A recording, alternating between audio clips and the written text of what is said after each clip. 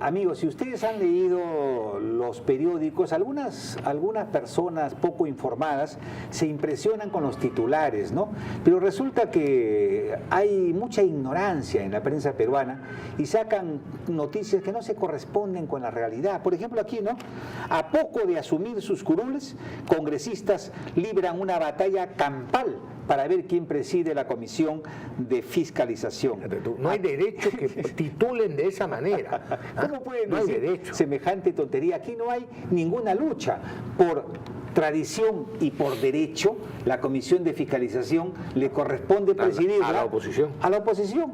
¿Y quién es el partido mayoritario de la oposición? Fuerza Popular. Eso ni siquiera está en debate, ni siquiera está en debate. Pero para la prensa sí es un tema de titular. ¿Por qué será, no? Hay que preguntarse, pregúntese usted, amigo televidente, ¿por qué? ¿Por qué siempre la prensa ha respetado antes que la Comisión de Fiscalización esté en manos de la oposición? Y ahora que Keiko Fujimori y el Fujimori no han ganado y que son evidentemente oposición, no son gobierno, entonces las promesas que Keiko había dicho era para el caso de que ella ganara, de que ellos ganaran, donde iba a ceder, como correspondía, la de fiscalización, la de defensa y la de inteligencia. ¿Ah? Pero ahora eso se acabó con todo derecho. Y lo más gracioso es el titular de la República, que dice: Fuerza Popular insiste en tener la Comisión de Fiscalización.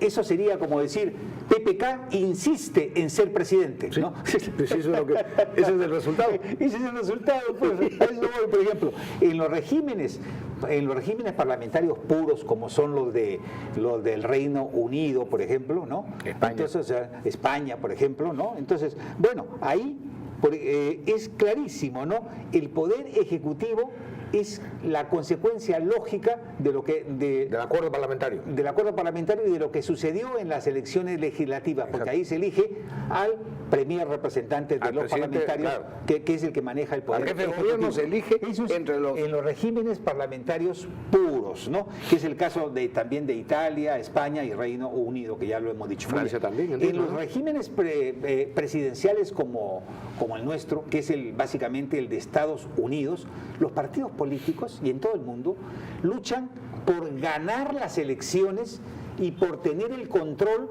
de la Cámara de Diputados y de la Cámara de Senadores, y también el control de la Casa Blanca. Por supuesto. Eso es una competencia política. ¿Cómo aquí pueden plantear semejante desfachatez, ¿no? Porque dicen y hacen lo que les da la gana a la prensa irresponsable y sin vergüenza que hay en el Perú. No son todos los medios, por supuesto. Hay, felizmente, pero honrosas excepciones. Pero, Pepe, en Estados Unidos, los partidos políticos, como en cualquier democracia, luchan por dominar la Cámara Baja, así es, la Cámara Alta, en general, y la Casa Blanca, o digamos, la presidencia, ¿no es cierto? Y nadie se atreve a decir que esa es una actitud antidemocrática porque acaparan todos los poderes en una sola mano, cosa que dijo acá la prensa peruana, en general, ¿no? Televisiva, radial y escrita, por lo menos mucha de ella. Y hay otros sectores de la prensa que están insistiendo mucho en que, cuidado, con que el Congreso fujimorista le niegue facultades delegadas al Poder Ejecutivo. Un momentito, hay que atenerse a lo que dice la Constitución política. Por ejemplo, facultades delegadas en materia de seguridad interna, correcto, muy bien. Vamos a ver. El Poder Ejecutivo tiene todo el derecho a pedirlo al Parlamento. Exactamente. Y el Parlamento puede aceptar como puede denegar, o también podría pedir que le manden por adelantado los proyectos de ley que ellos quieren que sean facultades delegadas para revisarlos y ver si realmente es pertinente darles las facultades delegadas. Eso es legal, moral y constitucional. Y le puede, perdona, hay una tercera opción. Eso no es traición a la patria, eso no es obstáculos, eso es un derecho parlamentario. Lo que pasa es que nadie lee la Constitución y los periodistas sacan titulares que son basura, ¿no? Por eso, no es que no la lean, es que no les interesa. Lo que les interesa es decir y hacer creer en la población lo que ellos creen o lo que ellos quieren, al margen de cuál es la verdad y cuáles son la verdadera realidad de nuestro país. Dentro de lo que acabas de decir hay una cuarta opción, que le pidan facultades y que el Congreso establezca una serie de límites que otorga las facultades, pero con una serie de límites. Usted, no esto, esto sí, etc. Establece un marco referencial. ¿Por qué? Porque la facultad legislativa le pertenece al Parlamento. Así es. El poder legislativo, como su propio nombre lo indica, legisla. El poder ejecutivo, como su propio nombre lo indica, ejecuta. Y el Poder Judicial aplica la justicia en los temas que se ponen a su consideración. Eso se llama separación de poderes. ¿Qué hay que hacer? ¿Hay que hacer un coquito para los periodistas? ¿No? ¿Un libro coquito? No sé. Repito, Pepe. Bueno, muchos son lamentablemente, como tú bien has dicho, ignorantes. Pero la mayor parte no son ignorantes. Son sinvergüenzas. Ya. Pero... perdón, Pepe, se me fue la idea. Continúa, por favor. No, por ejemplo, ahora va a haber un debate interno en Fuerza Popular para ver quién va a ser el futuro presidente del Congreso. Hay varias personas propuestas, ¿no? Muchos de ellos son nuestros amigos, pero yo pienso que la persona más adecuada, por su experiencia... No digas, mejor. Me parece, pero sí, me parece que es Luz Salgado, ¿no? Podría ser, sí, perfectamente, ¿no? Como podría hacerlo la chica esta cajamarquina también, ¿cómo se llama? No, varias, varios y varias. Y Galarreta y otros más, ¿no? Sí. Pero en líneas generales, evidentemente. En líneas generales, la que tiene más experiencia política, más manejo parlamentario, sin duda es Luz Salgado, ¿no? Bueno, en todo caso es un problema interno que tendrán que resolverlo ellos. Lo importante es que sea un presidente capaz de tender puentes, ¿no? No solamente tender puentes, respetar a las minorías, escuchar a las minorías y siempre tratar de sacar las cosas por consenso, porque eso es un parlamento, ¿no? Pero si no se puede, ni modo, pues, ¿no? Ya sé lo que iba a decir, Pepe. Una demostración de lo bien que se comportó Fuerza Popular fue cuando el actual gobierno pidió como a mitad de gobierno, me parece, facultades, ¿te acuerdas? Extraordinarias, facultades legislativas para aprobar urgentemente una serie de normas en beneficio de la seguridad ciudadana, ¿te acuerdas? Sí. Para luchar contra la delincuencia. Bueno, si no hubieran tenido el apoyo de Fuerza Popular, no habrían tenido las facultades.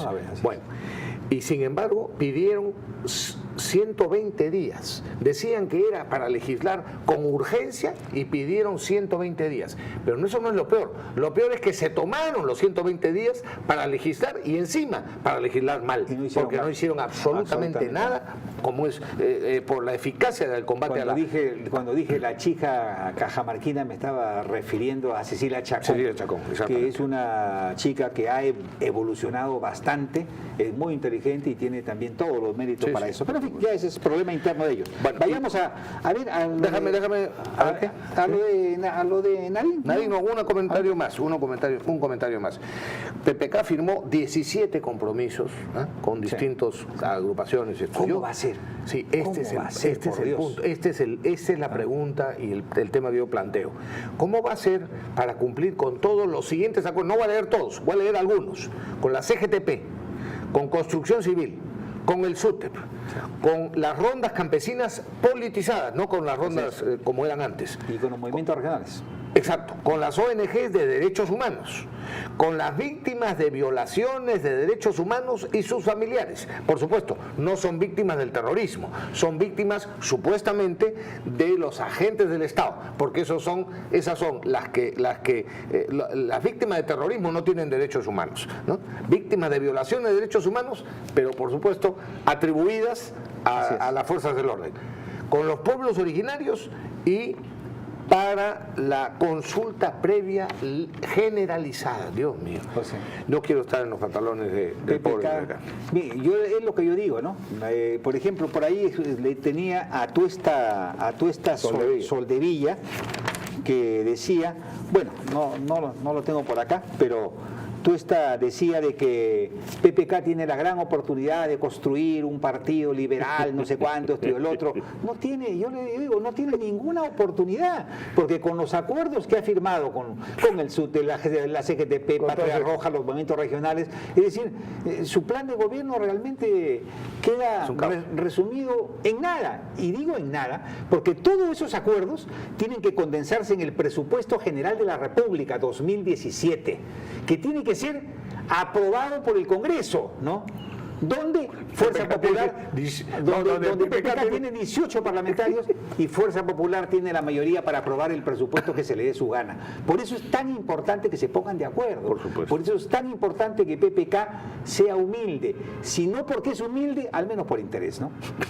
Por interés del país. Por interés del país. Y además, claro, pretende decirnos toda esta solería que PPK, que va a tener complicadísimo el gobierno y que va a tener que dedicar todo el esfuerzo que pueda al gobernar, va a construir un partido con las diferencias que hay internamente, me parece completamente un absurdo. Pero muy difícil. Además, oye, entremos a análisis. La opinión pública tiene que tener claro, el PPK que ustedes conocieron no será nunca más el PPK del presente. Así que vayan haciéndose esa idea, ¿no? PPK ha vuelto, espero que vuelva a ser el que fue siempre. Porque lo cambiaron en la... con los documentos que ha firmado PPK, sí, pues, nunca volverá a ser PPK. Nunca. Va a tener esa dificultad. ¿No? Sí. Y hay que darle una mano.